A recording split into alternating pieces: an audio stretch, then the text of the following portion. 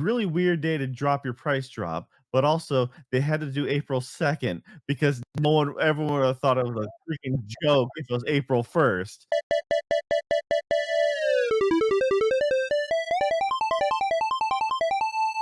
Hello and welcome to another Dead Pixel. We're a podcast about video games, anime, entertainment, life, a little bit of everything in between.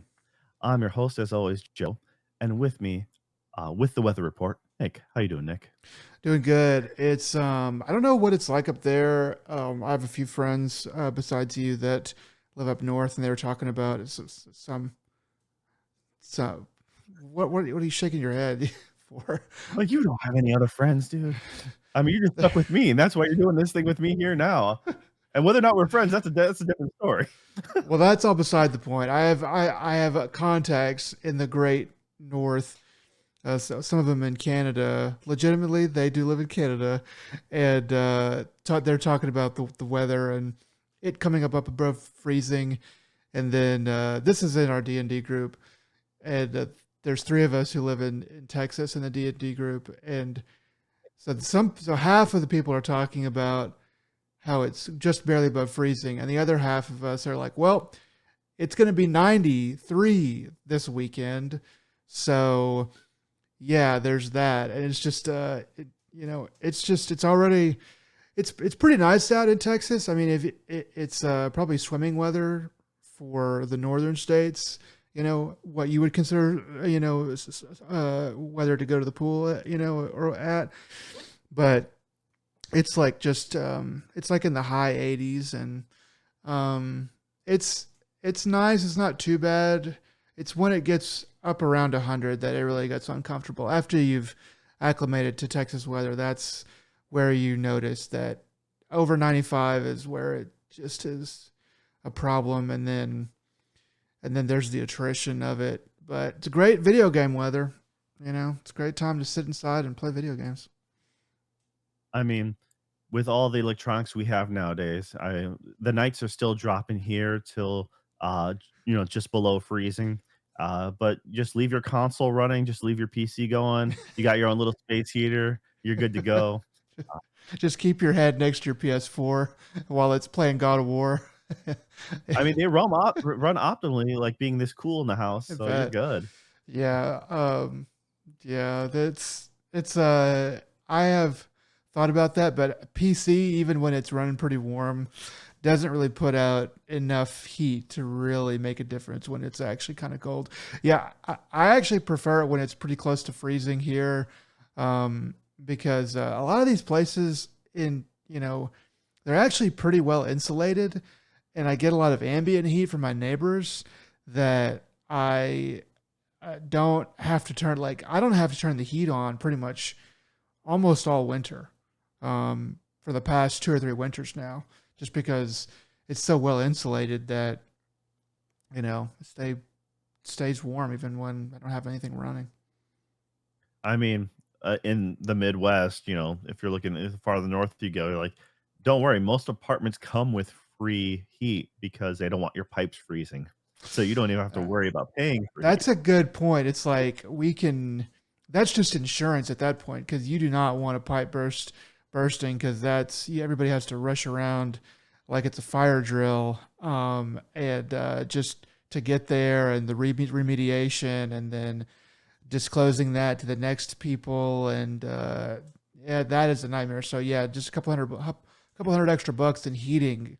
I can understand why a complex would be totally fine with paying that and just charging you more on rent or whatever. All right. Well, let's see now. Since last week, we managed to play a few games, and so yeah, why don't I'm going to take the lead here. Uh, so it's a little older game now. It came out last year. It was the standalone expansion to RoboCop. So RoboCop Rogue City, unfinished business. Let's see. This game, for those who don't remember, the RoboCop Rogue City is a like the ideal of concept of a B tier game or the double A, as it were. A kind of price point and quality that kind of doesn't exist anymore. So it's kind of a nice thing to resurface. And It's like sort of in that Robocop, $40 to $50 range where it's like, okay, this is not going to blow your socks off, but it's definitely a very enjoyable experience. yeah, because Rogue City, for example, on Steam, Robocop Rogue City goes for 40 new, Okay. and while Unfinished Business, on the other hand, goes for 30. It is a smaller little standalone thing. Uh, the concept of this is, this takes place, I believe, after RoboCop 3, the as far as storyline goes, and it's very similar to the Dread remake, Okay. where it's, or like any kind of, any cyberpunk thing where like you have a tall building. So in this case, you're stuck in a building and you're working your way up and you got to murder everyone along to get to the top. Okay. So Wait, it kind of makes it, sorry, hold on yeah. a minute. So is this DLC? I could have sworn this was, I thought, I just, in my mind, I just thought it was DLC. This is a standalone kind of a sequel, essentially. Yeah, so it is a standalone, side story, so you can buy it completely separate, don't need the base game at all. Okay. Okay. Um, it helps kind of if you have reference to the original, but kinda like The Last of Us, how they made their standalone DLC, it's very much uh, we made our own separate expansion, that is a little bit more, but once again, you don't need the base model, which is a fun concept because, like, hey, it's like if you just wanna play a short little bit, uh, now overall, I would say this is more of the same. RoboCop, I'm just gonna say Unfinished Business, is more of the same as the original, like, Rogue City, base. The only thing I have to say about that is it's more the same, but maybe not their A team. Uh, so Okay. it's a little less so the game was never super high polished, but it was really impressive for what you were getting and Mhm. kinda came out of nowhere. Uh, it still looked pretty good, had the right sound effects, had, pretty solid overall experience.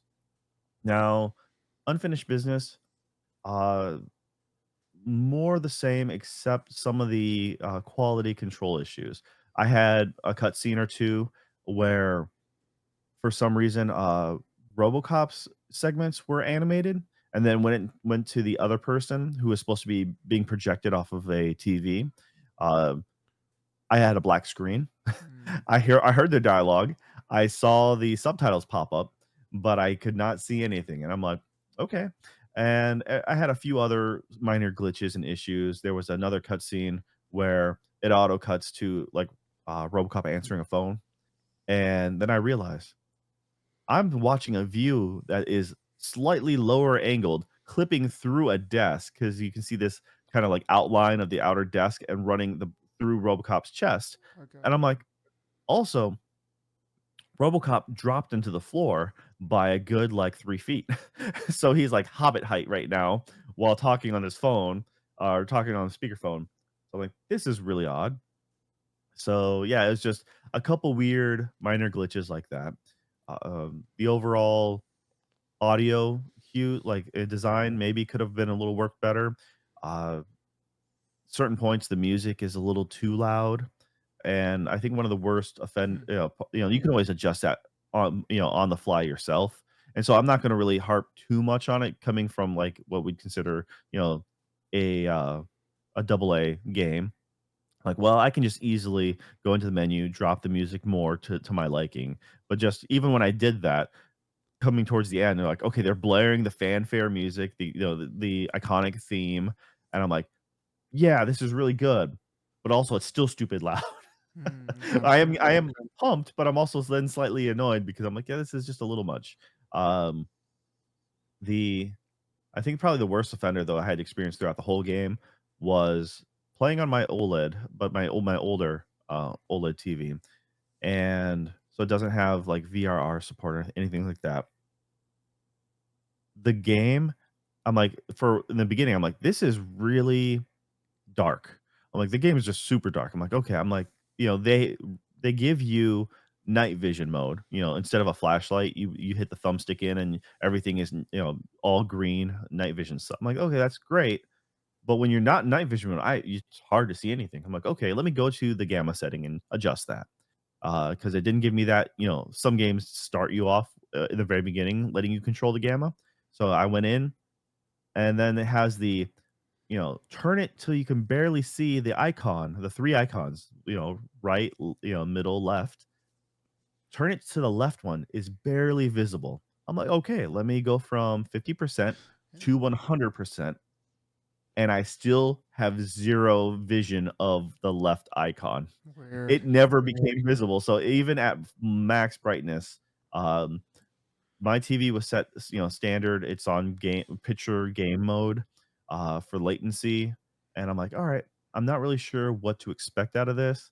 But, so most of my experience was fine, but there was a lot of going through, like, hallways and then just really quickly toggling on night vision as I just maneuvered, back into a well-lit area. So it was, like I said, it was like a couple little things that was quality assurance-wise that are not as good as the base RoboCop Rogue City. Okay. Uh, Outside of that, the gameplay is fun. This is a game where you run around and you have a skill tree. They kind of tone down some of the skills because in Rogue City you have more to do. Some certain abilities will help you deduce if people are like you can question them and you can see if they're lying or not. Well, this is a smaller scope, so they completely take out like that perk, but they give you the base ability for like everything right out the gate. So you can then instantly do a dash charge at people. It'll let you slow down time, do a little bullet time effect, and I played it on normal. They immediately have a harder difficulty and the hardest difficulty available straight out the gate. I just went, it defaulted on normal, so that's just how I played it. And by the time I made it to the end, you can later upgrade your pistol, Mhm. as you can in the base game. And then you get new circuit boards for your pistol, which gives you different abilities to like cause more damage. There's a modifier in some of the circuits to just have more gore. So if you pop off a headshot, it's a little fountain, it's like a water balloon of blood. A nice So spray. Yeah. and uh, I had my gun so decked out that it was fully auto and never having to reload, uh, while occasionally causing some minor explosive damage and having a tight spread, like, grouping of a shotgun blast while being able to fire from across the room. So it was pretty amazing, actually. Right. So the last couple major encounters, I just laid waste to everybody. It wasn't even like it was completely like the power fantasy of like, "Yep, no one can stop me. I'm RoboCop." Uh, and I earned enough skill points throughout the whole thing to have almost everything in my tech tree maxed out. So, maxed power, armor, defense, perception, or detective. It's some like different engineering. So Okay. if you can do some hacking and stuff like that. Yeah, there was only one or two things that I didn't. I think I was maybe 4 levels, as it were, to maxing everything completely out. So, granted, things would change if I increase the difficulty, but it's still for the last. It kind of trivialized the final climax, but at the same time, I still had I still had a pretty fun time just being like, all right, there's just sending waves of guys at me, and I'm just without a doubt just murdering them all. So that was okay. And also because it just reminds me of that Dread remake. Just you're in a OCP Mhm. tower that's technically out of OCP jurisdiction, and it kind of loosely follows the story from the previous game, where the mercenaries that were fighting RoboCop at the end, they're like, "Well, we aren't getting a paycheck, so we're bouncing," and then like, "We're done with you, RoboCop, because like we literally have no more beef with you because our client is not paying us."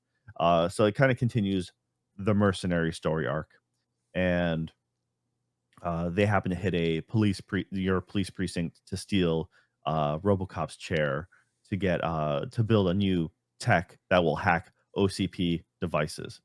Um, Now, as far as trophies and stuff go, this it was pretty much straightforward. There's very few trophies that were missable. Some of them are weird as far as missable. Like, there's a flashback sequence where you're playing as Alex Murphy, the human, Mhm. with his some of his friends, and one of those trophies is you have to die to get that trophy. Uh, and it was "We killed you," which is, I believe, a line from the original one where when they finally see Robocop and they realize who he is. Mhm. One of the thugs was like, it says that if I remember correctly. But it's also like it's a paradox thing. Obviously, you can't die in a flashback because he's there currently, and we all Right. know how he goes out. So it's kind of a silly thing. Or you're playing it, you get to play as an Ed 209. Slight spoiler for a segment, and That's you fun. have to willingly walk down the stairs to trigger that trophy, and then it's an instant fail state, but Okay. then it reloads it. So That's funny. they even make a comment. Someone else makes a comment, be like, "I can't believe they haven't figured out how to get them to go downstairs yet." You know, so That's a yeah, little joke for you. yeah. The thing is, they make plenty of references. They actually tie. You think this is just going to be a standalone thing, but they actually tie the main story thread, one of the main people, back to the actual like story. So this is a great. It may not be canonical, like officially, but they make it very much a great fanfic as if because they connected to the original RoboCop storyline. You read through some a scientist's files and you kind of realize a little bit more of how Alex Murphy became RoboCop and why OCP like did what they did. They kind of talked about it. They show it in the movie as well, but then you get to know it's like behind the scenes, as it were. So it does a good job. I would consider this canon. I'm not sure how the actual creators hold it, but if they were to, like, I can easily see them being like, "Yep, we it's greenlit. We're good with it." You It's know, good enough to be until canon, even if it's not actually canon. Disney owns it and then retcons all the yeah, anything that's not mainline movies. Yeah, anything that they deem to not be fit for what they're trying to do next. Yes. But anyways, like I said, it's one of those things that it's not a very complex game. It's not very super challenging, but it's like a great junk food game. It's just like I had a wonderful time with it. I can't say it's high art. I can't say it really changed the dynamic of anything, but it was just a fun time. And I'm like, yeah, it's Well, sometimes you just need. there's a lot to be said for a game that doesn't try to do too much and that doesn't waste your time. Like those are, I mean, really the first one doesn't waste your time is kind of number one, but then after that doesn't try to do too much. Um, you know, that's really all that you need in a game. And yeah, not every game is going to be, Super Mario World. Not every game is going to be GoldenEye or Final Fantasy VII. It's just not going to happen. But a lot more games can be in that, like, okay, that was a good Tuesday night. That was a good Tuesday night session. That was a good couple days, couple weeks of playing this game. And I'll remember it fondly, but not very much besides that. And that's fine. So I would say maybe the original RoboCop Rogue City. If I had to give it a number score or something like that, I'd be like, you know, me personally might be like an 8, but I think that's too high. But I think a high 7 is a warrant, like Okay. easily warranted because it's fun, it's competent. There's no major issues, glaring bugs, or anything like that for the base Rogue City. Now, this one, the RoboCop Rogue City Unfinished Business, I would say probably a low 7. Okay. Mostly everything's still there from the first, just as solid, but like I said, I those a couple of the glaring issues, uh, the brightness issue. I don't know anyone else who's played, Unfinished Business, so I can't say if it's, like, across the board, and I didn't bother looking it up. I just knew that in order to play it to have it be acceptable, and it's just slightly annoying, I had to crank gamma up to 100, and Okay. like I said, a couple of just weird visual bugs here and there that happen, but for the most part, it was still the same. And it proved. Oh, the another weird thing, fun thing was the developers are clearly cat people because there was an easily missable trophy in the base game where as you're running through a building that's on fire, you kind of have to backtrack and work your way around, but you can then rescue a cat from like an apartment building. Okay. So you have to open up the door and the cat just wanders out and then it'll be there later. Well, this one gives you it's the trophy called Pet Protocol, and I think it was Pet Protocol, and it's literally there's a couple spots where you find cats, and then RoboCop just pets the cat, and then at one point makes a dialogue comment with someone else, being like, Alex Murphy is like, cats like me, and then the other person on the other end goes, cats don't like anyone. What are you talking about? And then it's like, yeah, it was something silly and stupid, but I mean, it kind of makes yeah, sense. I think of computer programmers. I hate to stereotype them, but I do tend to think that computer programmers probably lean more toward cat people than dog people. Just a wild guess, but you know. I don't know, man. You don't see a developer called like, Crazy Cat. You see a naughty dog, but not a crazy cat. So Yeah, I suppose you got me there. You got me there. I usually see a lot of dog references at the end of the credits too. Okay. And sometimes you see a game that references their cat, and then but it's usually dogs and kids. you know, Dogs. thanks my family, and here's a picture of my dog. You know, but yeah, it's no, I just found it funny. In a game that lets you pet the pets, that's fine. More games need that. Yeah. But yes, once again, this game is I think it was like maybe 10 hours long. Okay. Um, It's a good link. so it's not terribly long, but once again, it's also, pretty cheap. So uh I can't, have any negative to say about that. And if you want just a fun, simple game to enjoy your time with and like have a good weekend or something with it, totally look up both RoboCop games. Like I said, they nail the sound effects and the theme, and uh, it was some kid was in this one. A kid was stuck in an air vent. He goes, "Robo, is that you? I could tell by your footsteps anywhere." And I'm like, "Yep, without a doubt." Um, but I'm a huge fan of RoboCop, huge nostalgia factor, and I feel like as far as game development IP, they really know what they were doing. They, pretty much went ahead and they did good justice here. Okay. Um, I don't think I wanted much else. I don't want them to necessarily change a whole lot, but in the future, if they, make a more full, complete game. But as far as this, like you told me, oh yeah, they're just coming out with a RoboCop game. I'm like, this is far better than I would have expected. For that's for sure. So, all right.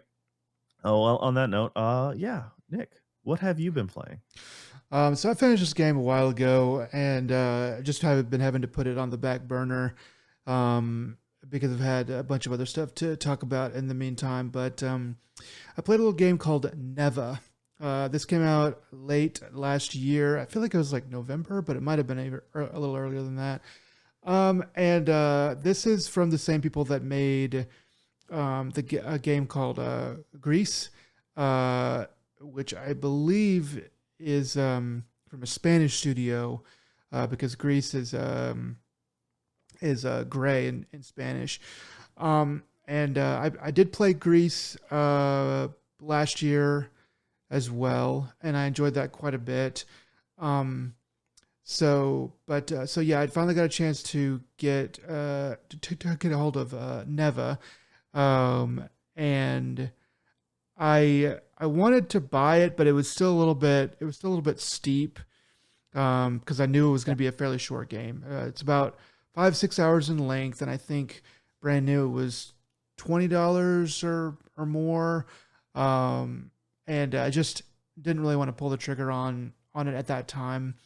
But it did come to PlayStation Plus, and so I was able to get it, not for free, but I had already paid for it, so I was able to play it that way. And also, the DLC came out in January, so I played the base game off of PS Plus and spent a few extra bucks to play the DLC. So, um, so basically, these games, both Neva and Grease, are they're a little bit more artsy of a game.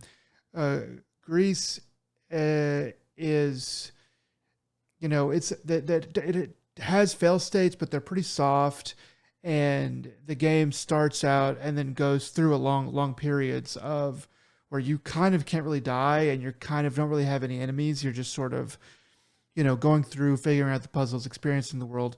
It's very beautiful. And that's sort of the point of it. And then toward the end, the puzzles get more hardcore and there are a little bit more fail states and stuff like that. But I really enjoyed Greece a lot. Neva is same but different.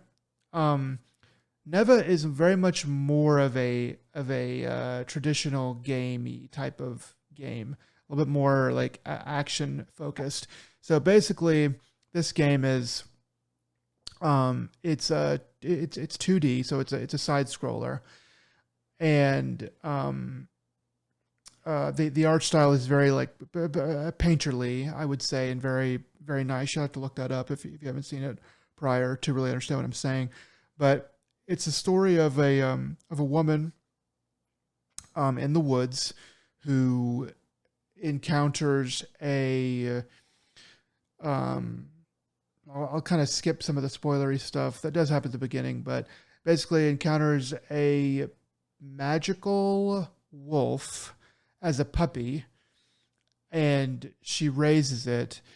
And as she raises it, you're kind of going through the game, and you encounter the blight that is on the forest. And this is a sort of a anthropomorphic kind of blight. They're like monsters. So obviously the forest is green and pretty colors, and these monsters are like inky black with like, you can just tell that they're the bad guys or whatever. So you go through It's a very Mononoke, Princess Mononoke vibe, 100%. from that. Yeah, it definitely has that kind of vibe to it. And yeah, so you have a sword and you have this wolf, and the wolf grows up and you kind of teach it to do things. And so so this game is way more combat focused than Greece was. You do have, so there's a lot, I don't know, I think there's fewer upgrades and things like that, but the base of the game is more like action focused and gamey in comparison to Greece. But so you raise the wolf, you fight through things, you do puzzles and stuff like that, and it's a really nice game. There's not a lot of dialogue, there's not a lot of story, but there is some story and stuff like that. I think it's in some ways it feels like um the game that the developer probably would have wanted to make first, but couldn't really until they got their feet wet and made Grease and stuff like that. I don't know why I feel that way. It's just sort of, it's just like there's not like a news article where they say that. That's just sort of the vibe that I get from it. But it's very well polished, and the puzzles in it are pretty good. Some of the stuff in it did get a little bit frustrating at times, but either way, you can beat it in 5 hours clean. 6 hours if you take your time a bit.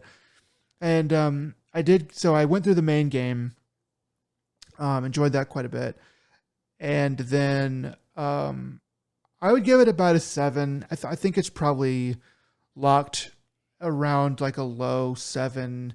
There's really no way this game could ever be an 8. There's really no way this game could really be a 6 unless you just really wanted to dock it on its length. But it doesn't waste your time, and it is very functional. So it's kind of hard for me to do that. So low 7 is kind of where I'd put it. The DLC, I did get a chance to play that, and that is a prologue. So that's a prologue, and it concerns sort of a lot of the same things that the main game kind of dealt with. But I actually enjoyed the DLC more than the regular game. The DLC introduces some new mechanics, and some new puzzles, and I think it lasts like 2 or 3 hours.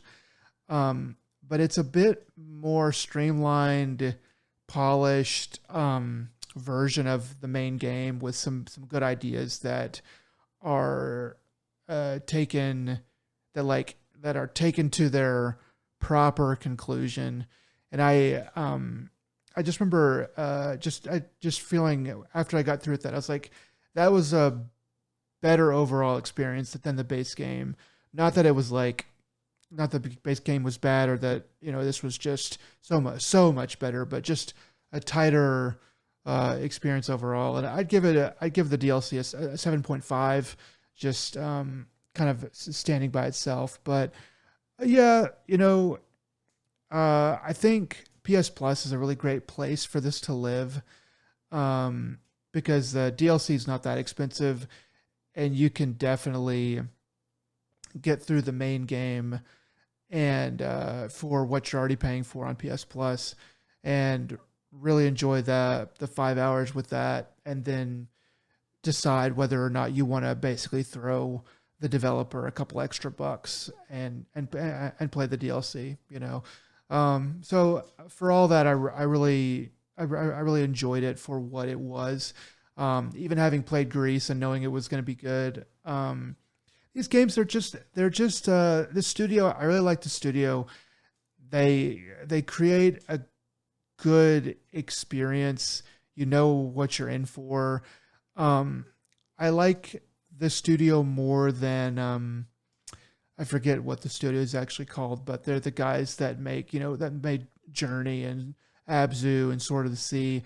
Like it's sort of a similar concept, but the Greece Neva studio, they put a bit more video gaminess to their games, and that's that the where they make those choices is just a little bit more in my wheelhouse, and I just like it a bit more. But overall, a good game, and I can recommend anybody that if you look at it, a trailer, you're like, I kind of like this, I kind of like what I'm seeing here. It's definitely going to be worth it for you to pick up. All right. Yeah, I know that uh Greece had what came out in like either late 2018 or 2019, and I believe it won like the video game award, you know, uh, best impact or something like that. Games for impact, and so did Neva when that came out, which was a couple years ago, 2024. Also won for the same exact award. Um, Now I can see the comparing it to like that game company. It is the company that made Journey. Okay.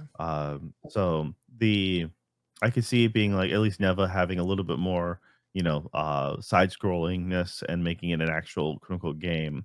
Uh, though uh, I find that, like I said, Journey is a very divisive type of thing where it's like everyone experienced Journey slightly differently. And it have it depending because of that online bit, which if you know about it, you know about it. If you don't, you don't.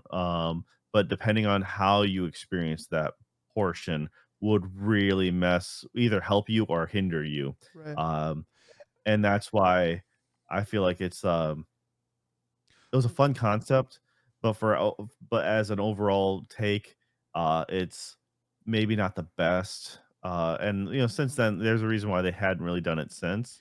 Um, Yeah, I you mean, know, because the Journey, that game studio has been remaking Journey, in various ways, and they're advancing it in various ways. But they've been creating that game, and I think that Journey is sort of the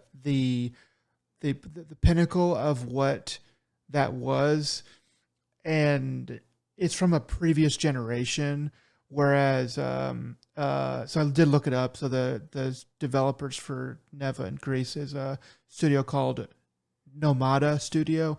So Nomada Studio is, they created Greece in 2018 or whatever. It's a new generation of games, and it's just a different way to think about to think about it. And I could definitely see plenty of people being like, "Yeah, I prefer the that game studio method over the Nomada studio method." And I'd be like, "Yeah, that's it's sort of just where you fall on some spectrum, you know." But also at the same time, when that game company came out with, was it Flow, Flower, and Journey? Right. That was very much the PS3, 360 era of the argument of is games art, that kind of concept, and the birth of like the walking sim. It's like, can you have an experience with a game without it being a press button to jump and stomp on something to death, and so Yeah. it was it was very novel, and it's very of a time, um, and it was very like, I feel a lot of things were built on the foundation of kind of that, just like how Braid was a great example of what an indie game, could be. It's like because before Braid or before Trials, you had indie games weren't really, kind of a thing as far as how they are now, but that kinda shaped the idea of a small, one man or a couple people band studio to make something that isn't a full-fledged game, isn't full-fledged hours, time slot. It's, uh, Yeah. changed the dynamic of that. And so when it comes to something like Journey, or like there was a couple other games, Unfinished Swan, a Right. few games around the era where it's like, this is a very different experience, but also really unique and neat on itself. Um, but also it's like, this sounds like more of a traditional game for like Neva, but it has a very artistic look to it, a style that, is reminiscent. I know I didn't play Greece, but I just remember looking at 'em like, yeah, that most definitely they have an image in their mind of what they want this game to be, but I've never actually got around to playing that. Yeah, it's hard to say because like between Greece and Neva, Greece was the first game from this studio that I have that I had played, and there's certain things that I think are oddly more pure about Greece, or more maybe more unique. Whereas Neva is like, okay, this is a this is kill the enemy and go through the game, ultimately kind of game. Whereas Greece is still just a puzzle game, and there are like kind of enemies and stuff that you sort of do have to deal with, but it is so different on the very face of it that it sort of gets by you. So I don't know where I'll like land with these two, like which one I would really consider better. But yeah, the journey, the that game company argument just kind of goes to show that games are very much of a time, um, and place, but very much of a of a time. You kind of if you miss the zeitgeist, and you're playing it like even 5 years later, it just doesn't really hit the same. It's you can't really rate the game the way that somebody who was there on release or very soon after can. And it's yeah, so that's just kind of the way that it goes. But that's part of the fun of it too, I think. Yeah, it's between that and also where you are in your overall collective gaming experience. That's Same true can be too. said with movies, where it's like, well, if you watch a movie, that other movies have, if you watch a certain movie first, like The Usual Suspects, like, but you watch that at an early enough age where you had like not a lot of twist endings or a lot of concepts go for it, then you are caught off guard, and that changes your perspective Mhm. on how storytelling can be. Uh, Similar to the Sixth Sense or something like that, where if you experience the Sixth Sense at an early enough time, you're like, okay, well, twist endings aren't a trope. that, and you don't know to anticipate, and you don't have the foresight to, to look into it, or, because later on, so many other things have done similar, uh, whether it be an homage or just straight up, lifting or something like that. But you at least, as with more experience, you're like, oh, I know what to anticipate, and that's just storytelling in general. You can a lot of times you can read a book and be like, okay, I think I know where this author is going to go with, and so if you experience certain things at a certain time, you're like, "Oh yeah, this is novel, this is unique." You may not have it, you may not have the same hype as far as surroundings go, but if you don't know any better, it's a good thing. And you don't know that you're missing out because you are experiencing it early enough. But yeah, I don't know. I'm glad you had a good time with Neva. I'm glad the prologue turned out to be, because I thought that was a very unique take to do, like, was it 2 years later? A year and a Yeah. half later, do, like, "We're now gonna do not an epilogue, but a prologue, and, here you go." And then you chose to play prologue, or you played it in the order of release. Yeah. So main game and then prologue. Uh, Yeah. So, yeah, because I so figured like if they released it later, it needs to be experienced, later. And I think that yeah, playing it first would have probably put a bit of a sour note on the base game because I did it is you'd have to play through it, but it is like um it's just a prologue in kind of name only because it is kind of a continuation of the mechanics that you learn in the base game. okay, very cool. And yeah, it's a good way to help support the studio, especially after you played the main game and you're like, yeah, you want it's like a tip jar. You're like, well, thank you for giving us more of the story, more of what I want, and here you go. So, Exactly. all right then. Well, let's go from what we've been playing to you picked out some news for us, and we got some very interesting stuff to talk about. Yeah, we probably would have led the cast with the Xbox partner preview, but there's just a lot going on right now with Sony and Capcom. So we'll go through those things first. So first up, if you're in the video game world, you probably have already heard, but Sony is raising prices again on their PlayStation products. And so, yeah, that's pretty wild. Uh, I guess first of all, go through the prices in dollars. PS5 is going to be so it's going from um, I guess. Well, I used to have the old prices pulled up here, but basically the PS5 disc edition is going to be $650. PS5 digital edition is going to be flat 600, and the PS5 Pro is going to be 900.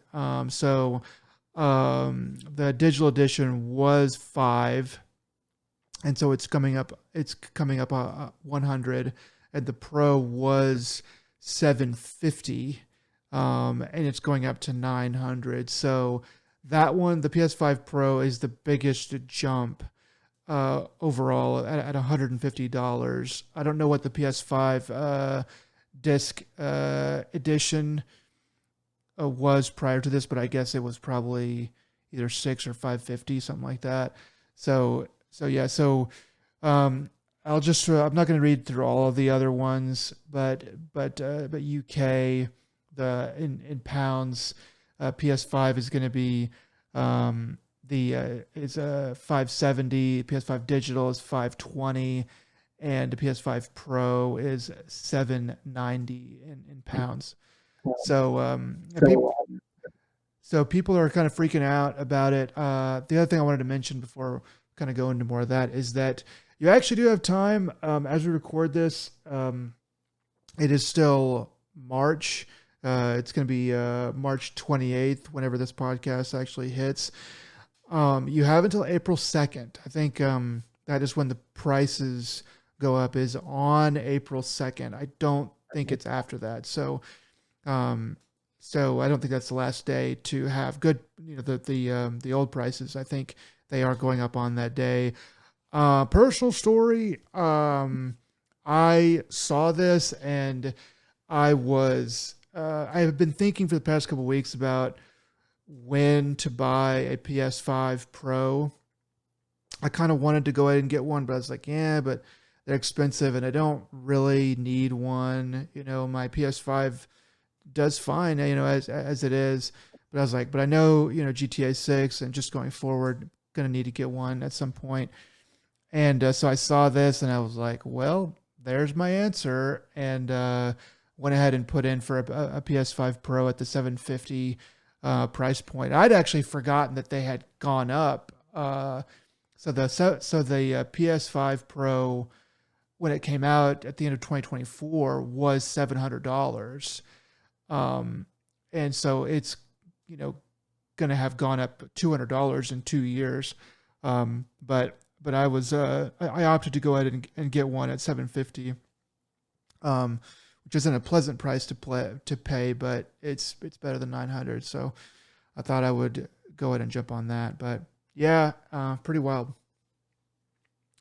So, to answer the one question you stated earlier, the original model PS5 disc edition was originally $500 US. So it's going I knew that, but from, yeah. and then the digital was 400 for the base models. Okay. Um, now, so PS5 disc is going from 500 to, originally, to now 650, Right. and which is 150 difference, and that's pretty much what the current iteration of the Pro is doing, from the current 750 to 900. Now, once again, that's 900 for the PS5 Pro, but then you got to add an extra $80, uh, if not more, for the if you wanted to have the ability to read discs, Yeah, if you want, because yeah. that the add-on.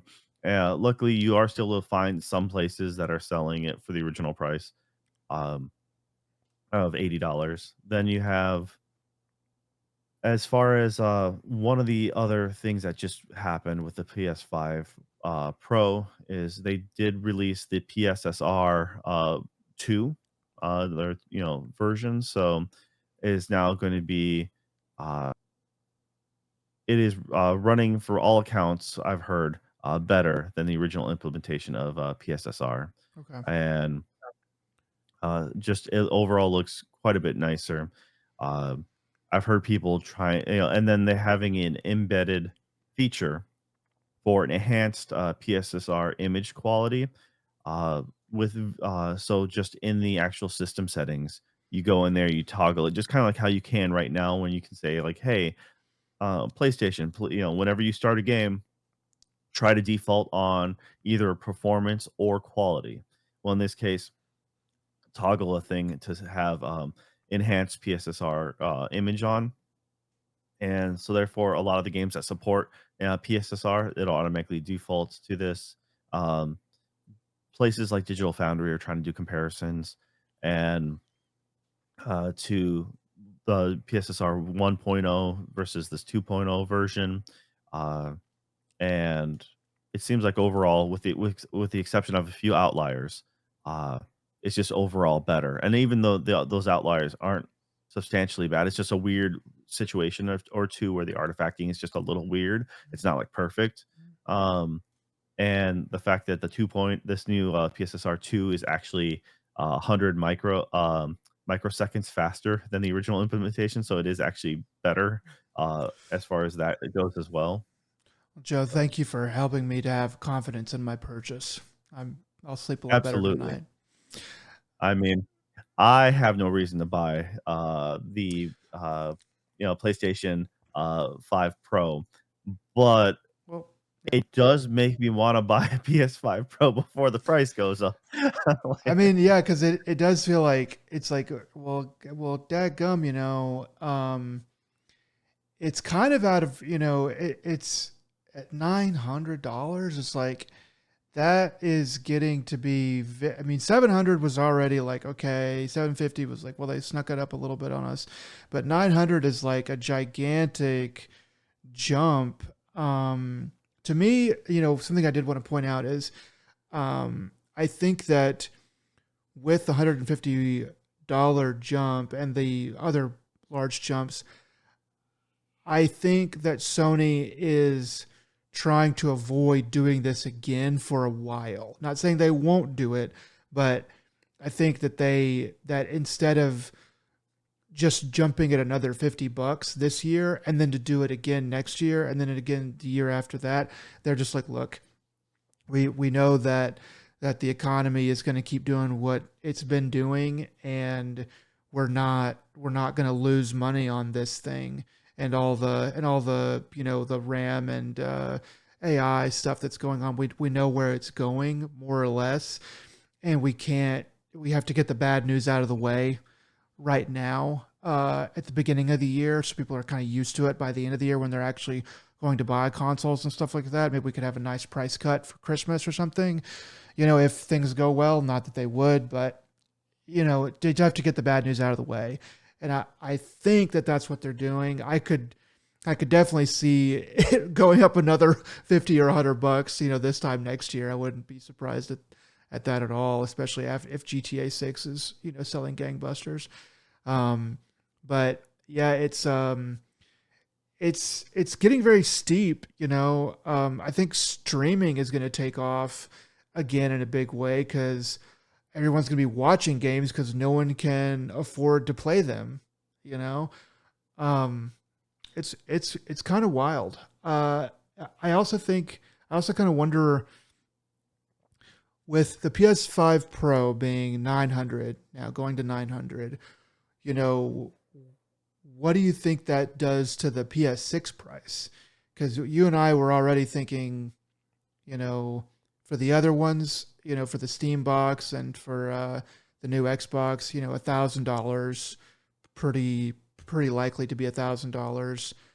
Um, Sony's, PlayStation's not going to be less than that. I'm thinking it's got to be at least it's probably going to by the time we actually get to it in 28, um, it'll probably be pretty close to 1,500, right?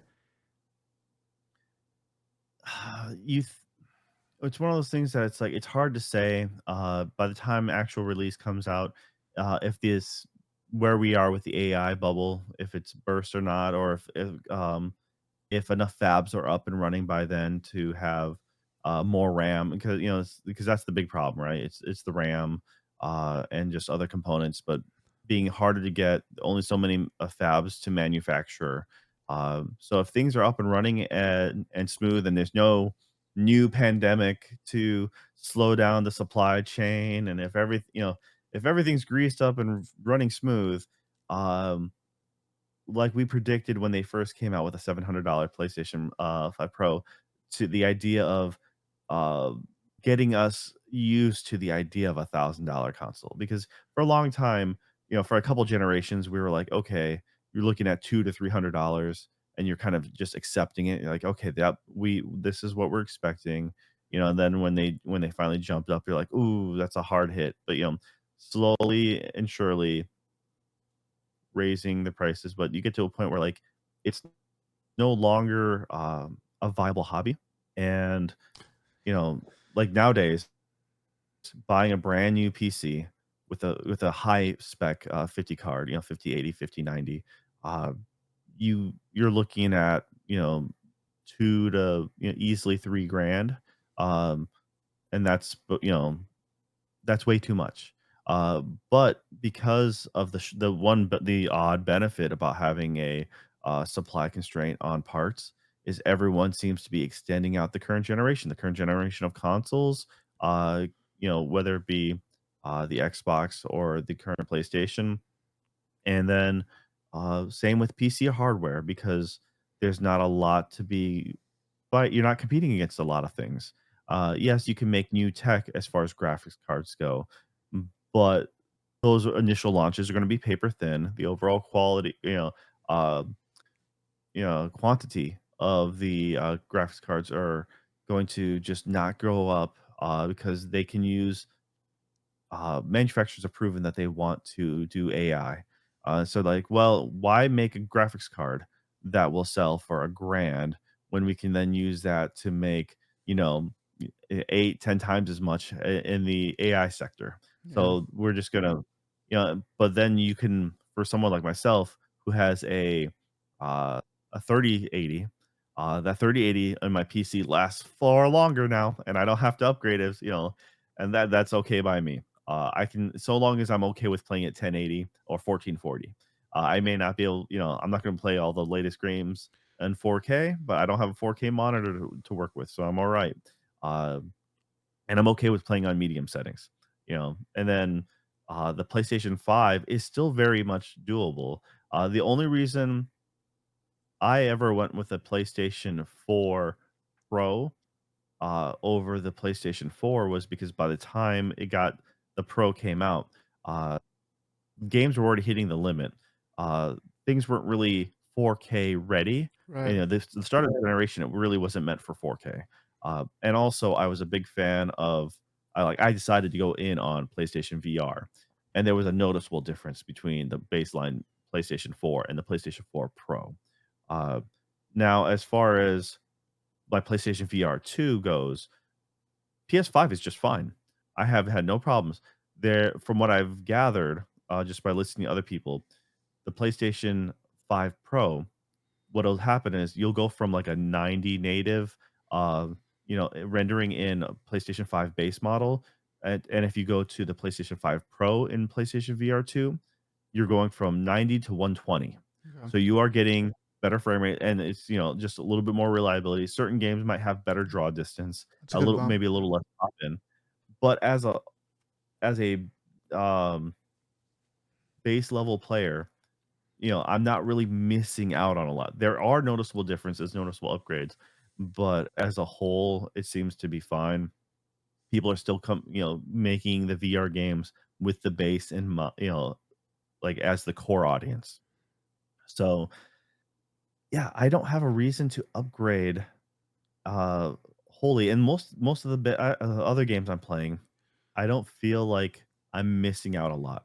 But once again, I'm also playing on an older TV, older OLED. I don't have the VR support, and my other TVs in my house are 4K, but they're just LCD. They're cheaper TVs, so I don't have the refresh, stuff. So like that really does make a huge difference for me, and I'm okay with it. Now, if there was, it's really neat, the new tech between the new version of PSSR Hmm. 2, and I think that is a fun new thing to experience, but I think it kind of warrants like an ex that's like one of the biggest reasons to have a push. Kinda like how you've been saying, like, you're looking for the games to play to give you a reason to buy the Switch 2. And you're just, slowly trying to build a library in your brain. You're like, "Okay, when I finally pull that trigger, these are the games I'm gonna be getting." Um, this is kind of like, "All right, well, here's the features you're gonna be getting when you get a PlayStation, 5 Pro." But once again, the biggest one of the biggest reasons is, $150 price change, which is just asinine. Um, and I'm okay with just waiting, me personally. Uh, Now, if the games start outpacing the hardware, I can see it, and I'll kick myself later for not upgrading when I had the chance to do it at an affordable rate. Um But at the same time, I'm like, well, I just feel that everyone is lagging behind, dragging their heels. And while it will be nice to have that, you know, uh, cream of the crop, refined air, whatever you want to call that, just to like, oh yeah, we are living at the top and enjoying our time there. My base system is doing just fine. My older graphics card in my PC is doing just fine, and I'm able to have just as much fun, with anything else. Um, I think I'll be okay. But at the same time, once again, once I start upgrading my TV, once I upgrade my monitor, once I start doing other things that I think I'll notice a bigger visual effect in my gaming, then I'll be like, okay, I'll start chasing that dragon of the perfect system. Because you have a nicer TV, and I think you'll really, you'll get more out of having a PlayStation 5 Pro than I would, on my current setup. So, Yeah, I uh, mean, it is something you want to just build up slowly, but but it would be nice, you just I don't know, like it's it wasn't that long ago that systems were $500. That was like when I was a kid, it was like $300, $200, $300 somewhere in there for the console, and then it kind of bumped up to $400, and then it was $500, and it kind of went at a pace like per generation. But the difference between the PS5 generation and the PS6 generation is going to be between $500 to $1,000. I mean, there's like no question the PS6 is going to be at least a grand.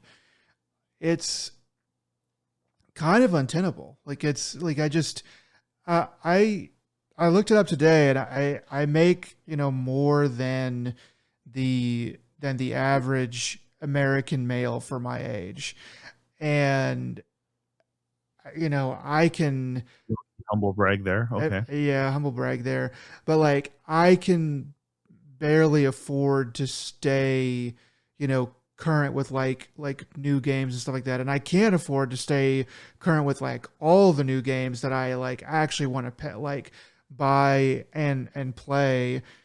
And I don't even have an Xbox. I don't have a Switch 2. I have a decent PC, obviously, so that kind of takes care of a lot of that stuff. But it's sort of starting to beg the question of like, who do you want to play your games, Sony? Because I think that they're making some of the right choices in terms of I kind of agree with them and not putting everything on Steam because PC players don't really seem to give a crap about console games. So it's like, well, if you guys aren't going to buy them, then like, why are we going to like give away that like real estate? So I kind of get that, but it's also like, okay, you're going to do that, but then you're going to raise the price on your console, flagship console, yeah, the most, but even the base model, it's sort of like, who's going to be able to realistically afford this? If you're a 13-year-old kid, 14-year-old kid, maybe you can kind of like let's say you're 14, so you can plan a little bit more, and you can kind of work the parents and grandparents a bit more. I can't imagine being 14 and saying, "Hey, I want a PlayStation 5 Pro for my birthday, Christmas, whatever." Like it's $900. Are you out of your mind? That's like a new cell phone, like a brand new. I was about to say the same thing. It's exactly like, when you have, at least when you have a new cell phone that has literally your daily life use out of it, A you know? MacBook Neo is 60% of that price. It's $600. Like that's yeah, and you can do like theoretically you can do like real work on that, A But, like, how much theoretical gaming can you do on the MacBook?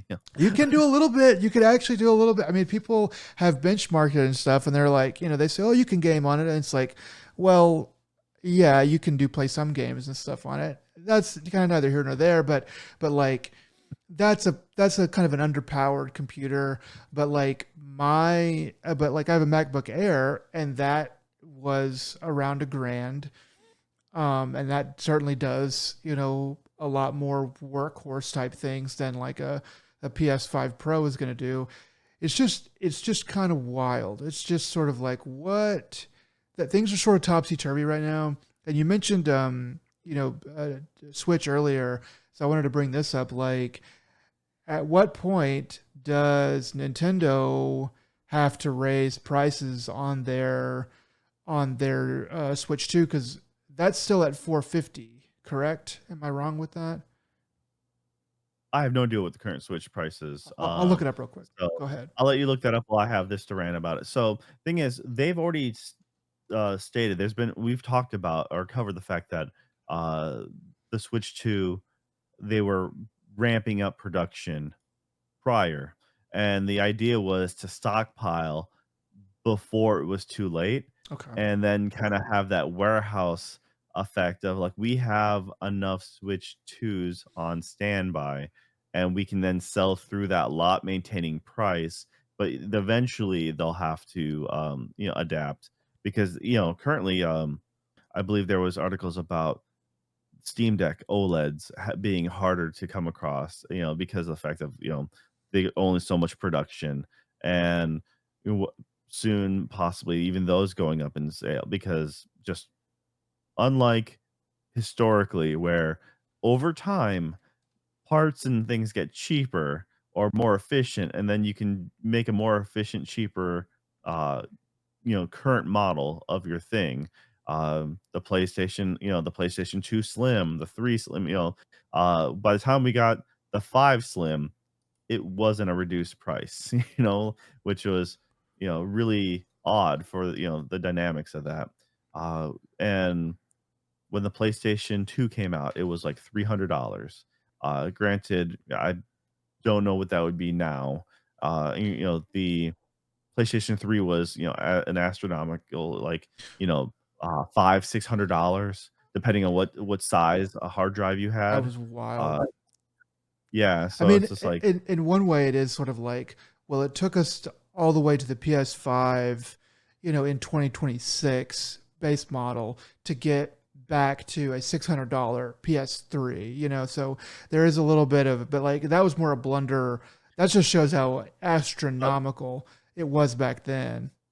I mean, a quick AI search explains that it would, the price point equivalent to 2025 would be a grand. Yeah. So, but So, you're talking about in '06. yeah. In 2006, I just, that was I mean, 20 years I you mean, know? I remember hearing about being at my friend's house and surfing the internet in like what '05 or whenever they announced the price of the PlayStation 3, and just my heart just like sinking. I was like, $600, like I'll never, like I'll be in like my second career by the time I can afford that.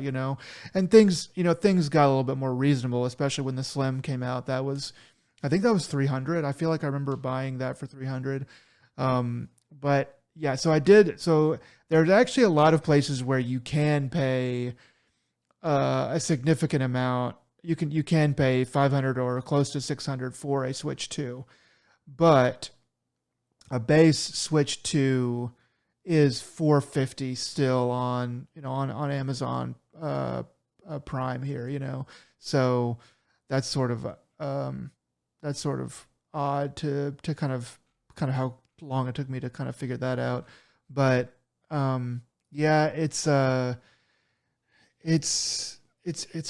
a weird place, man. I don't know. Like I just you can almost smell the Nintendo price increase coming.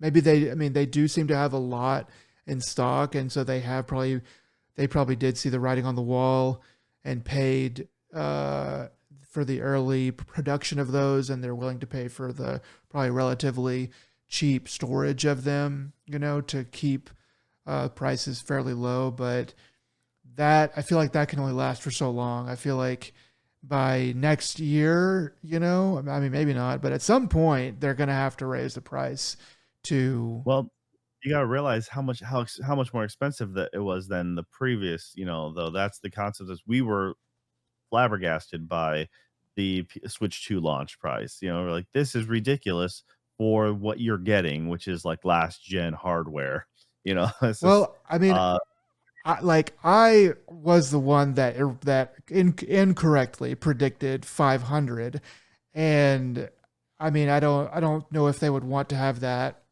back, but like I feel like it's going to go there, and it may even go even higher. Yeah, it's like these companies just like they don't care if that they're giving you not that much more than the previous generation. They don't care about that. They are clearly saying to everybody, we don't want to take a haircut on this. We don't have to get new gamers in. We don't have to sell the idea of video gaming. You're all addicted. We know that. And we're not breaking even. We're not making these at cost. We're making money off of these things, and we're not budging on that. it went from a very niche, outlier market to then becoming very mainstream and very socially acceptable, Yeah. and now it's starting to then get back to the niche market with the price point.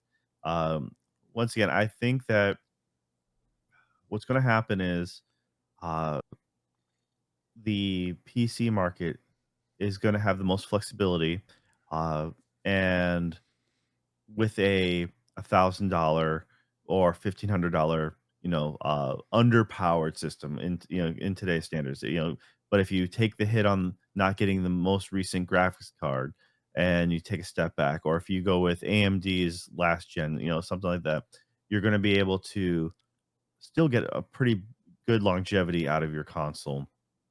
Um, once it gets at this point, it's really hard to predict what's going to happen next because, originally uh, I was very, confident on the fact that, my thought was PlayStation was going to be announcing their stuff, the new thing at the end of this year, and probably coming out with it at the end, the following 2027. Yeah. But now it's just like, well, we're probably going to be looking at the new PlayStation more like 2029, 2030. Uh, just because, like, dev kits aren't out and stuff, the new Steam machine, is supposed to be out. They haven't released, amount or timeline because of production, issues. Well, Uh, I mean, I imagine that the good people at Sony know what, they're doing over at Valve, and they know what they're doing, through corporate espionage. They know what they're doing over at Xbox. So I think they probably have a good idea. But, you know, if Valve comes out with the Steam machine and Xbox comes out with their thing, that could cause Sony to have to pivot, and if it's like, if one of those two cracks a new spot in the market, maybe Asha Sharma starts making some really good choices and stuff over at Xbox, then that might cause Sony to go, okay, well, we're pretty close to ready, but we have to pivot a little bit. And yeah, now we're suddenly looking at, instead of 2028, 29, we're looking at 29, 30 for the PlayStation 6. I don't know, like on the one hand, it's like, well, if I get my PS5 Pro and I'll have it until 2029, that's only 3 years. Um, so on the one hand, I'm like, oh, I want it to last. I want my purchase to be valid for a long time. The other hand, I'm a gamer and I just want the new thing, and I want to come out, and even if that means I'm getting less use out of the old thing, which is sort of one of those weird brain teaser sort of things. But yeah, it's wild, man. I mean, you'll have to do what I did. What I did was I ended up keeping my PlayStation 4 Pro as my main console quite a bit into the PlayStation 5, market. At least for it was a year, if not 2 years in. I think it was 2 years in before I pulled the trigger on a PS5. But the first year usually doesn't have a whole lot, and so usually by year 3 is when everything's in full swing because uh, smaller developers who didn't get a dev kit until launch, post launch, it takes them a couple of years to get things underway. So usually by year 3, 2 and 3, even people who did get pre-launch kits, by the time their game's fully up and running, it's usually about third year in, and then you have a pretty good library to start to pick from because they're starting to flow at a steady pace.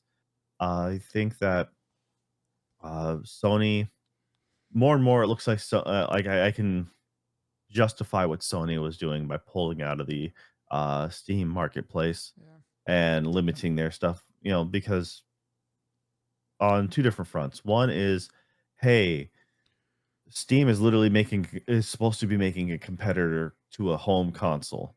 The thing that you play on your TV, not on your monitor, Yeah. like, 2 feet away from, but across the room, they're making a competitor device. So why would we have our game on there? And the other thing is, hey, that is still even though supposed to be a competitor to a console, that's still a PC.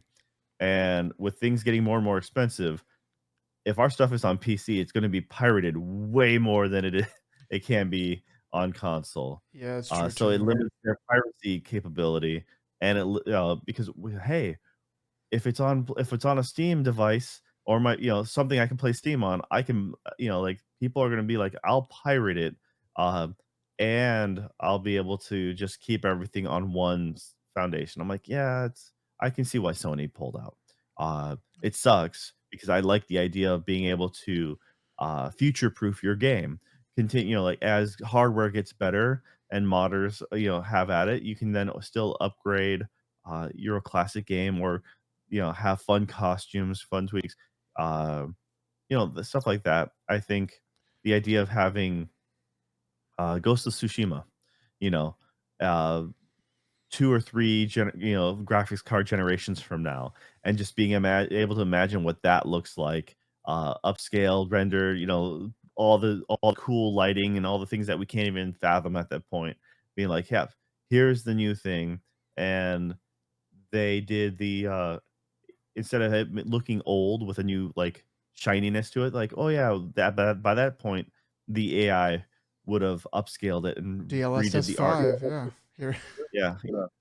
Well, it would be by that time, it would be, like, what, 9? A couple generations, yeah. 12? It's like, yeah, so, by that time, who knows? The AI overlords would have taken over, and there would be no gaming by that point. But we can there's always, the hope that it'll be better. Um, Now, yeah, it sucks. It just sucks that Sony's having to price gouge us this much. Uh the price is going up now from, like, just look at the PS5 Pro, 750 to 9. So you're looking at what, like, that's 20-ish percent, 20-25% price increase. Mhm. Well, So especially if you go from like if you consider the 700 original that the Pro was at to the 900 it's going to be, and I don't know what the math is for that, public math here, but that's a huge percentage. $200 is gigantic.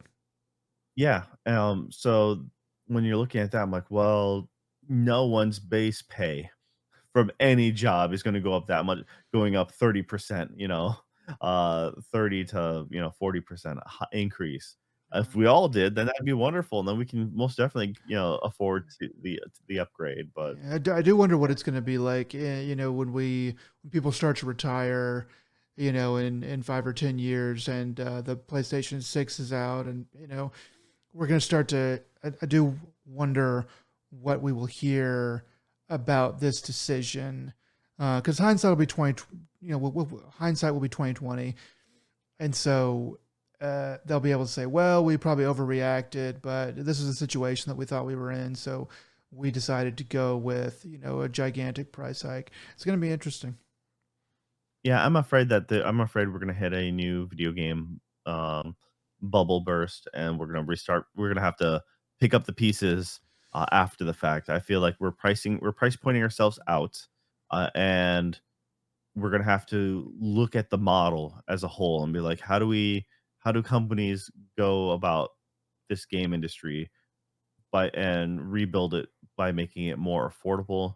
I'm hoping, because like the movie industry is suffering from this right now, is they have to relook at their whole model, and unfortunately, they haven't pre-planned well enough, and so everything's just reactive, uh, and it's not looking good. So similar with the games industry, like, yes, there will be people who are always going to be into it, but when you look at something like Nintendo was always supposed to be affordable for the family. It's for the kids. It's on the go. It's really hard to justify 450 for the Switch 2, uh, for one person, let alone if you have multiple kids, or if you have the parent who wants to play with their kid, that's really rough. So it's like, so if you have a family of gamers, 3 or more people, uh, that's a hard pill to swallow. While previously, like, well, the Switch won. Like, okay, that was a decent enough price. It was Mhm. a fun for the whole family. Like, as far as you can get people in on it when you're coming off of the Wii. No one's going to taltalk about the Wii U, but the Wii was the family focused console, like everyone can play together, have a fun, goofy time, and so the Switch was, affordable, it was a step up, and that Nintendo at least you're like, "Yeah, you have the market. You have the family-oriented market. You can focus on the kids. You can, keep" they're like, "No, no, our kids grew up now. The kids who grew up, they are now our target demographic, and they've already indoctrinated the next generation, so they're hooked. They can't live without their Legend of Zelda. They can't live without the Mario, and, uh, I think it's gonna just gonna have to be come to a point where, like, well, either we're all gonna have to be making way more money, or we're just a lot of people are just gonna have to be like, "You know what?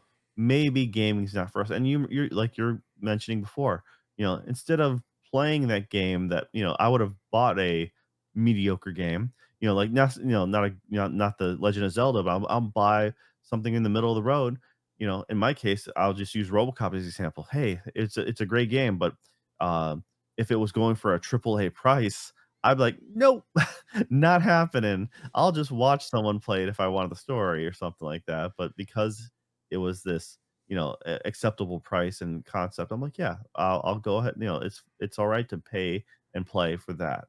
Um, Yeah. but as Nintendo's jacking up the prices of all their games, Well, I, Sony's following suit, so is Microsoft. I mean, I also look at it like, Sony doesn't want people to stop buying their console. So we have to assume that, right? Like they don't want people to stop buying it. So they're not going to price it to a point where they believe people will stop buying it completely. So I just would love to see the numbers that they're seeing that say that people will continue to buy the PlayStation 5 and all of its tiers at the prices that they are setting, because I have a hard time seeing that with like regular people. Like I work around a bunch of dudes and I found out this news today and I was telling them about it, and they're all, a little bit younger than me, and they're either on old, like one guy's like on an older PC, another guy just plays like games on his laptop like whenever he can, and another guy is like he only like he has a PS5 I think, but he's kind of like a one game kind of dude as well. And I mean, they were just like, "What? It's going to be this? Like how much?" And they're like, "Dang, that's crazy." So they clearly were not really. I mean, small sample size, obviously, but like they clearly were not in the demographic that's going to be buying this. I'd love to see the numbers. It's definitely weird. Yeah, I'm kinda curious how well the current Pro is selling. I mean, and it's just that their tech is, like what's in it is warranting that price increase because that's just how much harder it is to get. But what they should do is increase the price of the Pro, but then leave the base model untouched, as much as possible, Yeah. and then everyone would flock to it, or vice versa. Increase the base, barely touch the Pro, and then everyone will upgrade. But once again, it's going to be more expensive to make the Pro. Well, do You we? just gotta have, yeah. I mean, do we know how much they're having to pay to manufacture the base model? I know there's estimates and people have a pretty good idea, but it's like, so if people could estimate that, that'd be interesting to me, is to see, well, how much are they really trying to avoid raising the price versus trying to avoid, selling at cost? Because if there is like a good argument to be made on the manufacturing side of like, well, look, it costs, it now costs $583 to manufacture this thing, and it's being sold for 600. I'd be like, well, okay, that's not like they're barely making any money off of it. Like, but if they're manufacturing it for 450 still, and they're selling it for 600, that gets a lot harder for me to be like, hey, Sony, like, what are you doing here? That you're, I think that the older the tech gets, they need to be, from a consumer standpoint, they need to be more willing to get a little closer to breaking even on it. Yeah, it's one of those, they can't make it. they can't make generation like every other year iterations on consoles either because once again, you have, they're not set up to do the iPhone model or a cell phone model where it's like every year, every couple of years, there's going to be slight increase, and then after so long, we're just going to kill the original generation. It's like or the original launch unit, and so they can't just use the excuse of like, well, for that same price, we're gonna upgrade components. But they said traditionally, parts get cheaper, manufacturing and everything is so you can run, more power efficient, smaller form factor, and it's cheaper to produce. Everyone wins. Less overhead for the company, but the average consumer then starts buying even far late into the generation. Like, well, yeah, but it's as cheap as it is, and it's nice and compact, or it's a secondary unit. I'm just it's doubling as a streaming box into my bedroom, but also I can play games. It's like it's my second or third console. Uh, but right now, it being as expensive it is, even for the base PS5. I mean, the base PS5, looking at it now, is what you said is gonna go up to what, 650? Yeah, with for the So, yeah.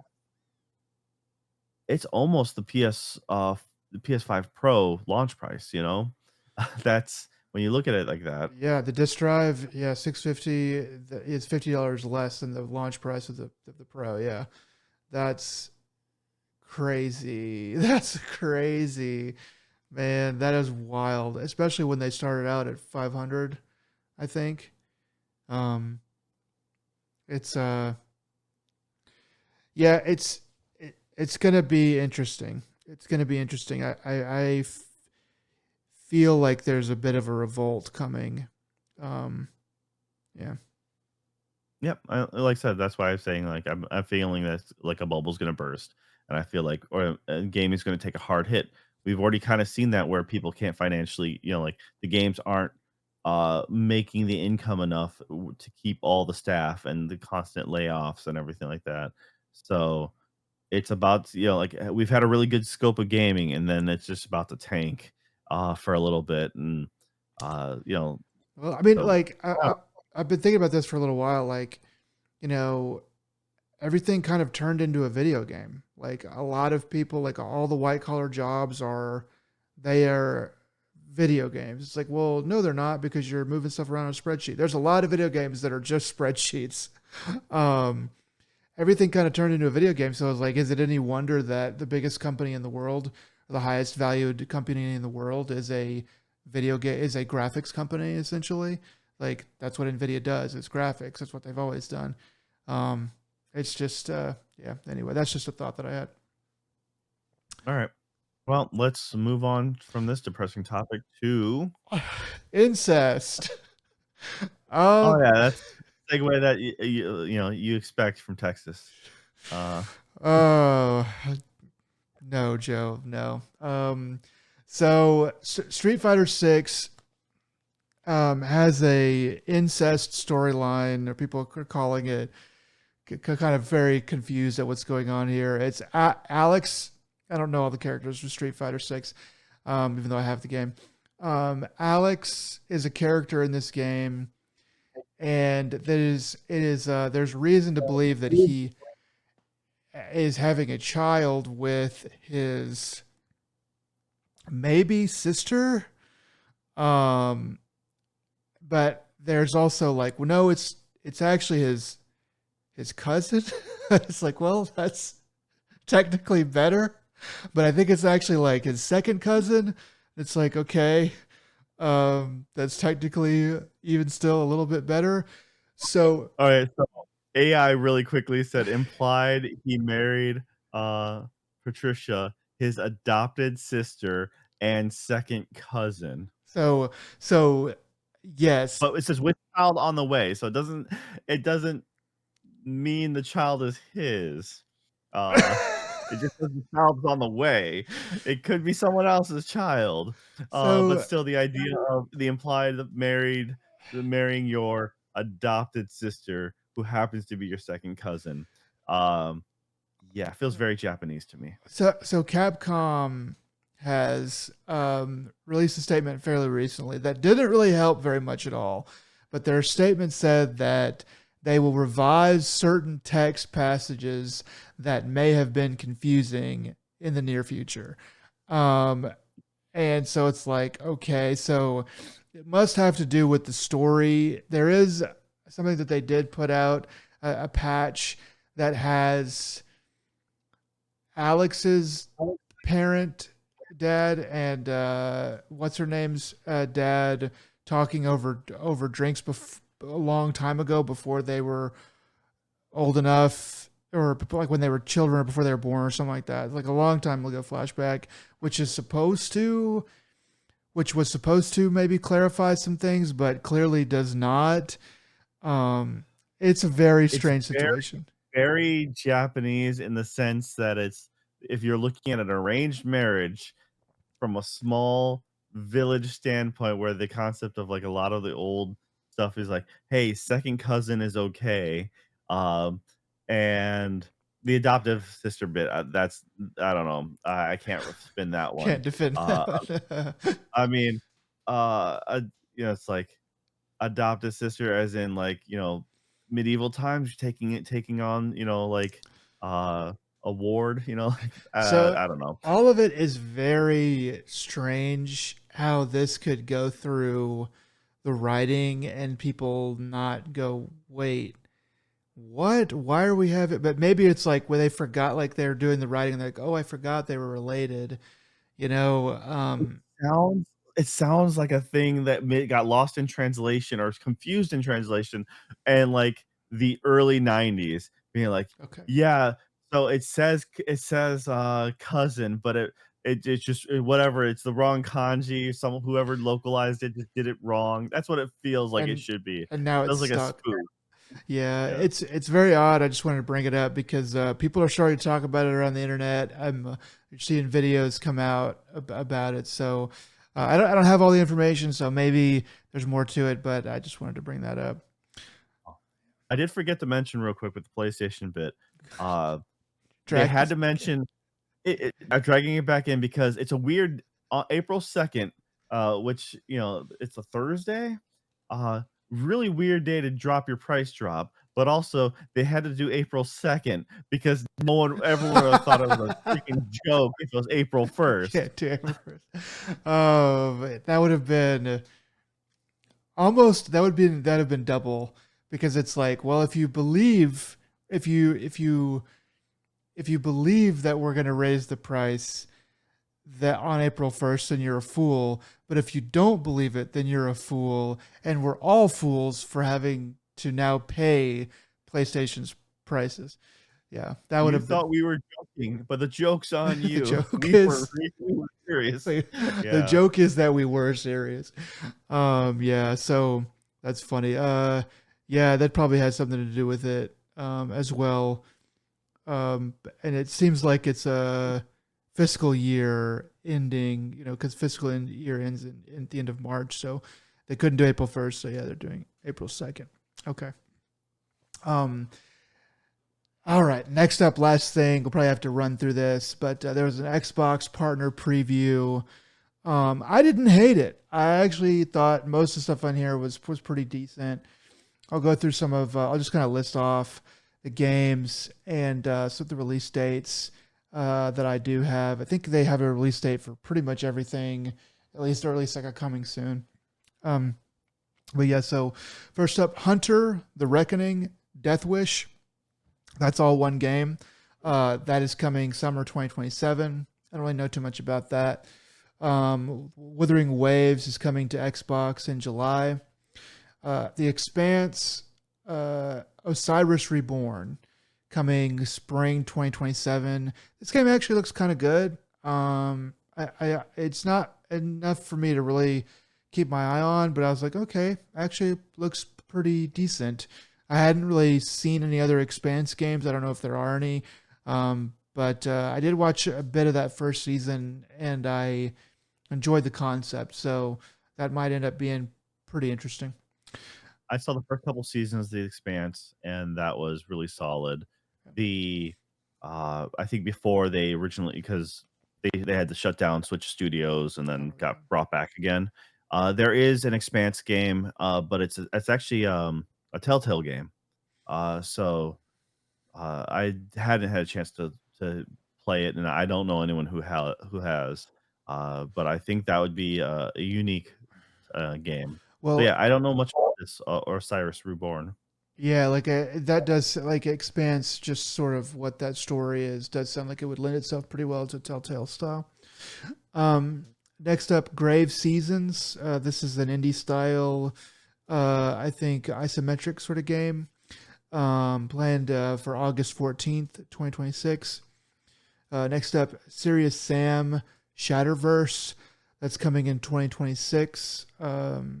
That's if you're familiar with the Serious Sam games, I think it's a over the shoulder, a third person shooter. Looks, looks just kind of. I won't say what else it kind of looks like because that's probably not really accurate. Um, but yeah, then it's a multiplayer game at the very least. Next up, Stranger Than Heaven is coming soon.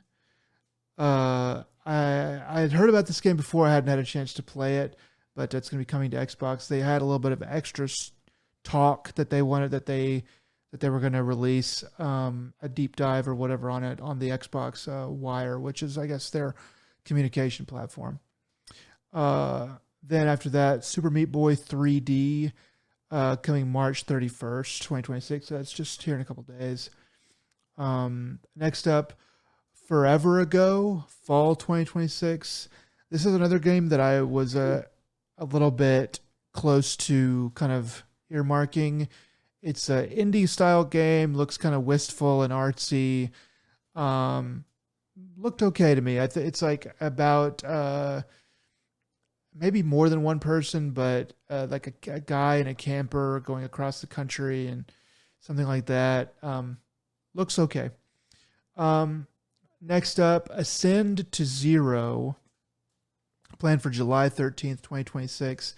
This was a game that did catch my eye, and um, uh, I am actually looking up it again because I don't actually remember hardly anything about it off the top of my head. But oh yeah, so this is an isometric indie style sort of vaguely pixely art. It's hard to say that because it's highly detailed, but it's kind of a pixely style.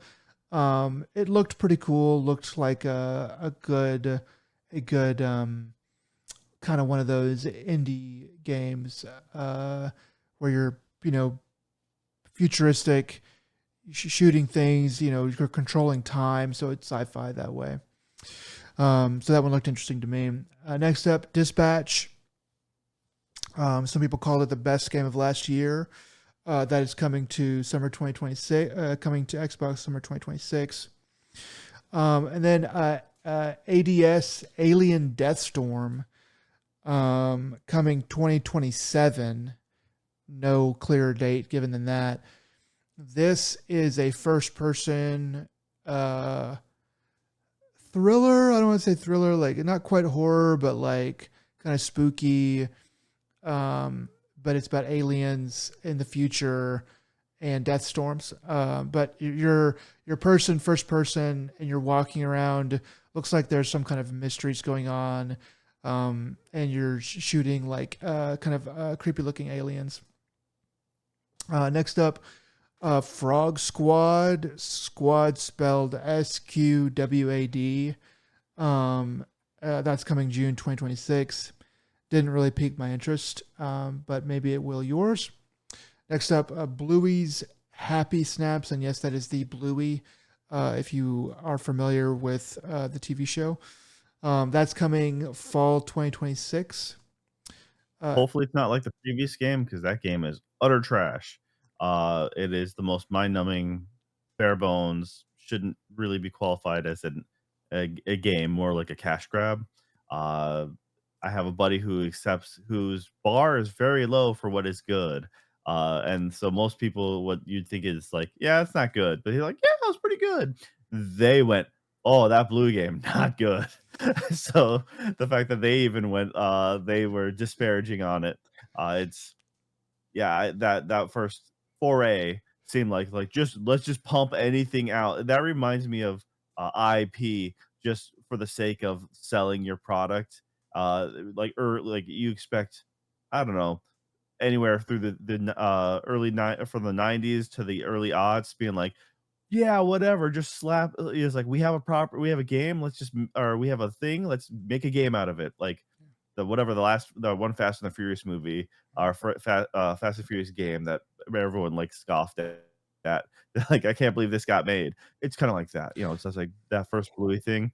If you have kids that don't actually play games and like too young and they just want to move people around in circles and not do squat but collect stupid stickers, then by all means. But anyways, I don't th- play that first Bluey game, I f- even on Game Pass. I mean, I blanked out whenever I was watching. I actually skipped through the Bluey because I was like, I literally have no reason to watch this trailer. So I couldn't tell you whether it's gonna be better or worse. I'm sorry, my reporting has failed when it comes to Bluey. Next up, Stalker 2, Cost of Hope. This is an expansion to Stalker 2. It's coming summer 2026, so that will be here in a few months. Then next up, Musa, Dirty Fate, coming in 2027. This is a Korean game. I think it's a Korean action game. Didn't it came pretty close to piquing my interest, but didn't quite meet it. It looks a little bit it just looks like a little bit under polished, just even from like a visual standpoint. And so I was like, yeah, I'll have to wait to hear more to see if I actually would want to jump on this. But didn't look bad, just doesn't look quite enough to really move the needle for me. Next up, The Eternal Life of Goldman, coming in 2026. This looks vaguely like a Metroidvania. The demo is out now. This is a game about an old man who forgot to die. So you play an old man with a cane, and of course you have like special powers, and it gets kind of wacky and stuff like that. Art style is good, but like also it's taken to the max. Like, as good as this art style can be, like they have polished it to the nth degree to me. Like, I'm like, wow, this actually looks really good. It looks like there's a lot of different things to do in it. And I am not really a fan of like playing as like a 70-year-old man character. It doesn't sound interesting to me. And I'm telling you, like, the rest of this game looks good enough to like offset that. And so I'm going to keep an eye out for it. I mean, if the demo's already out, maybe I should go try that. But yeah, I was like, okay, kind of won me over a bit there. Yeah, did they show the combat? 'Cause it just made me just looking at it made me think it was supposed to be, kinda like the Shovel Knight slash, DuckTales, because he's walking around with a cane. There's, like, a still image of him fighting, like, three-headed monster, and it's, like, him just kinda, like, surfing, or, like, just, like, no hands, literally jumping off the cane like a skateboard style. I think that Like I think it goes places. I think there's like upgrades and like stuff that it gets wacky. I don't know how much you're gonna be swinging that cane versus, casting specials and doing all kinds of weird stuff. I don't know, but the trailer was pretty flashy, and I need to go back and watch it again. But I was actively like, oh, I'm not gonna want to play this game, and it did win me over in the 2 minutes or whatever that it had. So, obviously, I'll don't want to stake my claim that it's going to be a good game or whatever, but something to look out for, to say the least. Next up, Vaunted, coming out 2026. I don't remember too much about this game, but I do remember that it didn't look too bad. So there you go. After that, Hades 2, coming April 14th, 2026. So that'll also be coming to PlayStation as well, because this was a sort of a timed semi-exclusive. It was on Switch 2, which they needed desperately. and I played it on PC. So it's been out for a while, but I would have much rather played this game on my couch on the PlayStation. So you'll get to play that on Xbox as well. And then Artificial Detective, last game mentioned, coming 2027. Um, they showed a lot of the story of this game, or a lot of the trailer was concerning the story, but they did show some of the gameplay, and it does look all right. It does. I this is one that did catch my interest. By the time it comes out in 2027, I bet there's going to be a lot of things that are going to come to eat its lunch, as it were. But on the face of it, it looks it's new IP, obviously, and looks like it has a bit of a story. Some of the lines in it in the trailer were a little bit cringe. Not going to hold that against it really yet. And it's about robots and other robots in the future. So yeah, there you have it. So yeah, that was all that was mentioned at the Xbox Partner Preview. Um, Definitely better than anything Nintendo has put out in a long time that I can remember. Um, and I think it's probably even better than some of the Sony stuff, the last Sony stuff that I saw, which I can't really remember right now exactly how good or bad that was. But this is, probably 3 or 4 games that I'm definitely fairly interested in, and more that could win me over if they end up showing more good stuff. So yeah, Well, that's it's nice that they had it, being a little more concise. We weren't really the most pleased with the last couple of things that's come out from their showcases. no, yeah, Like, so it's nice to kind of walk away a little more satisfied. yeah. I have a feeling that the the how do I put it, that there's going to be a shift back over to Xbox. Um, and I think that a lot of it is sort of it's just time.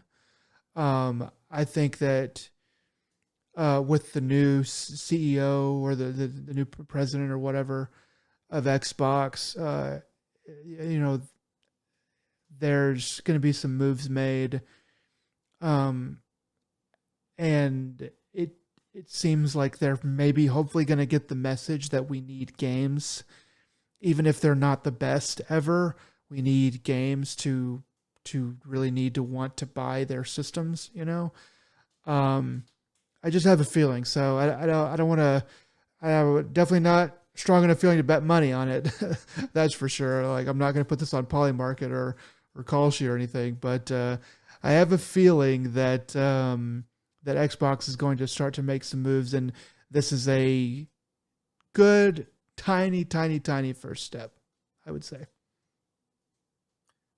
All right. Well, I mean, we had ourselves a bit of news there, and Just a some bit. good, some bad. Yeah, it's like uh, overall, at least with the game lineup, like we have stuff to look forward to in a positive light. And you guys, if you made it this far, we appreciate it. This has been another Dead Pixel, episode 170. Nick, what are some words of wisdom you have for the people out there today? My words of wisdom are Stockholm syndrome can't fix everything. But it sure can make you think it can. Okay. Okay, Joe. All right, guys. Once again, this is ADP. Until next time, y'all take it easy. Bye.